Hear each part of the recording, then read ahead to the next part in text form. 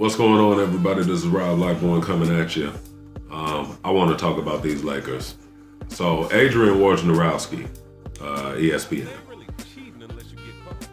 has reported that the New Orleans Pelicans are underwhelmed by the offer that the Lakers made, the initial offer, I believe. They have a scenario where they have 5 potential offer scenarios.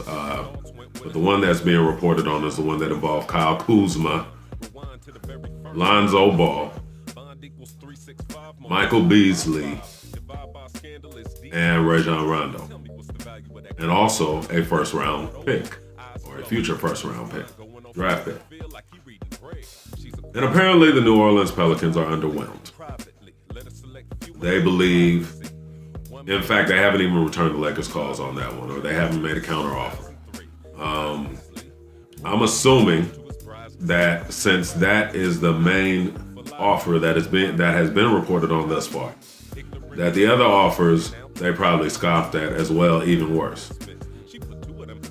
Apparently, there's some other offers that are on the table as well, where Brandon Ingram is a part of the package, and I'm not knowing who's left out. But what the Lakers haven't done is added more first-round draft picks to the deal. And I believe that is what New Orleans is looking for. Let me tell you something. Anthony Davis, I believe, is a phenomenal talent. Anthony Davis, at the beginning of this year, came out professing himself to be the best player in the league, or saying that he believed that. And Anthony Davis has yet to play 82 games in a season. In fact, the last 2 seasons, he finally worked his way up to getting you 75 games a season. And we'll also add in the fact that, yes, they did go to the second round last year for the first time.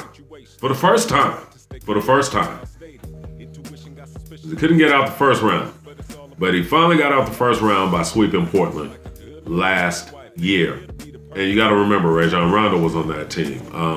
Drew Holiday, of course. You know, they had a nice little squad.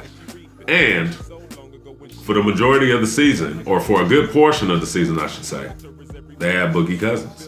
A Boogie Cousins who was getting ready to be a max offer player. He was getting ready to sign a max deal up until the Achilles injury. Now, let's go through a little history on this with these New Orleans Pelicans. Let's go through a little history with this. These Pelicans, as of last year, I mean, we're not even going to bring up the whole Chris Paul situation when they were still the Hornets and how Chris Paul should have been a Laker. We're not even going to go there. You can tell I'm a biased Lakers fan, but that's fine. We're not going to go there. These Pelicans, last year, they have DeMarcus Cousins. They have Anthony Davis, of course. They got a squad.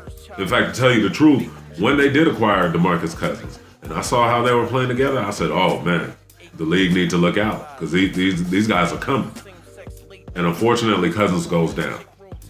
Now, they make the bright decision to simply not even call DeMarcus Cousins afterwards. It had me thinking that DeMarcus Cousins' injury was something that was irreparable. Because I'm like, oh, they didn't even call him. But then you had other teams, including the Los Angeles Lakers, who completely didn't even take a look at Boogie. And now Boogie's over there in Golden State. Let's get back to New Orleans, though. So they let Boogie Cousins go. Just walk. Similar to how the Lakers, well, no, it's nothing similar because Boogie Cousins and Julius Randle, they're not even on the same level.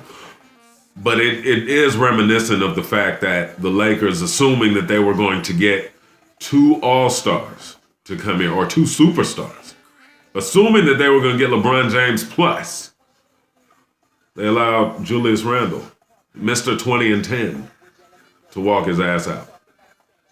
Just walk away. They allowed him to walk completely away. Now, mind you, if you look at Julius Randle's stats, it's a little deceiving because one thing you got to remember is last year, for whatever reason, he was in Luke Walton's doghouse.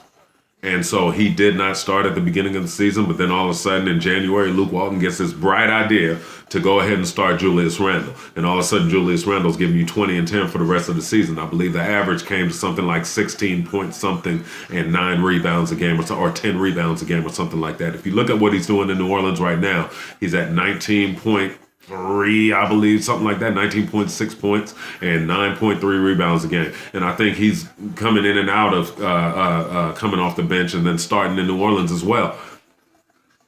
They're paying Julius Randle $9 million a year over there.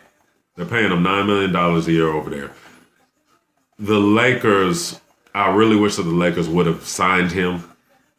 And then you now would have had an additional tradable asset. But let's get back to the point here. These New Orleans Pelicans want the world for Anthony Davis, an individual who has already expressed that he no longer wants to be there. An individual that seemingly has expressed that he doesn't want to be anywhere else but in LA. An individual that is on Clutch Sports, which is LeBron James's agency. I don't give a damn if Chris Paul is running it. Or I mean, not Chris Paul, but Rich Paul is running it. It's LeBron James's agency. We all know that. And then you add into the mix just yesterday that his pops comes out and he's starting to taint the pool for other teams by saying, and I actually agree with him.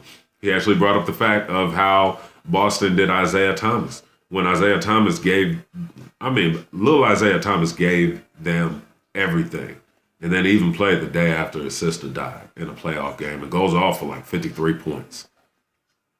Led him to the Eastern Conference Finals back-to-back years.